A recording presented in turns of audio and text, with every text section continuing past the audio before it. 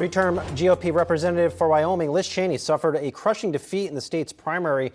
That's in line with expectations for most after Cheney opposed former President Donald Trump. Despite conceding, Cheney hinted that she will not leave the political arena and called for Americans to unite against the former president. Let us resolve that we will stand together, Republicans, Democrats, and Independents, against those who would destroy our republic. Joining us with more insight is Yahoo Finance's senior columnist Rick Newman. Good to see you as well. Look, besides this race with Cheney, it was very clear. I mean, President or former President Trump still has strong influence of the Republican Party. Right. This is a clear win for Trump.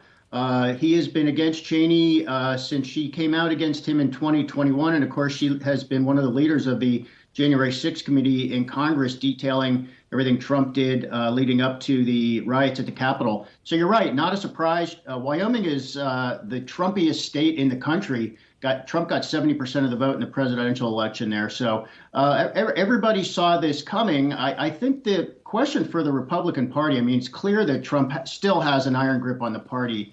I think the question is whether these Trump-backed candidates can win general elections. We'll get a hint of that in the midterms coming up in less than 3 months. But my guess is it's going to be indecisive, Brian. Probably some Trump candidates will win and some will not win, which leads us straight into the 2024 presidential election. And Liz Cheney did say this morning on the Today Show she is considering a run for president in 2024. The problem is she needs a party. She's not going to get anywhere if she tries to run for president as a Republican. She's obviously not a Democrat. So that puts her in the kind of no man's land of some kind of independent or third party run, which would have a very low odds of success. So it remains to be seen how she's going to sort of continue her crusade against Donald Trump.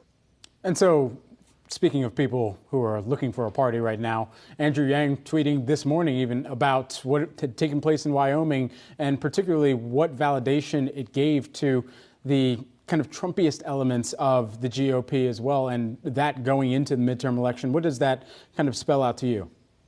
Well, Andrew Yang has joined forces with Christine Todd Whitman, the former governor of New Jersey. Yang, who has run as a Democrat, Whitman, who has run as a Republican, and they are trying to form a third party for moderates and centrists who are disgusted with what they see on both the Democratic and the Republican side. And there are a lot of moderates and independents who fit that description. There's one giant problem with the third party, though, guys, which is we have an electoral college which awards victory to the winner. You need a majority and not a plurality to get elected at the presidential level. So if you cannot win with a plurality at the presidential level, it's going to be hard to develop a party lower down the ballot that, voters are really going to sign on to. There have been other efforts at third parties. Ross Perot tried to run as an independent back in 1992, didn't get very far.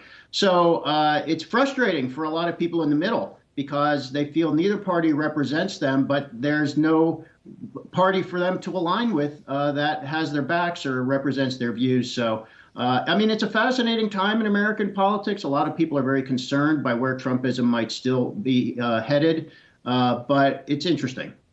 Interesting indeed. Yahoo Finance senior columnist Rick Newman. Good to see you. Hi, guys.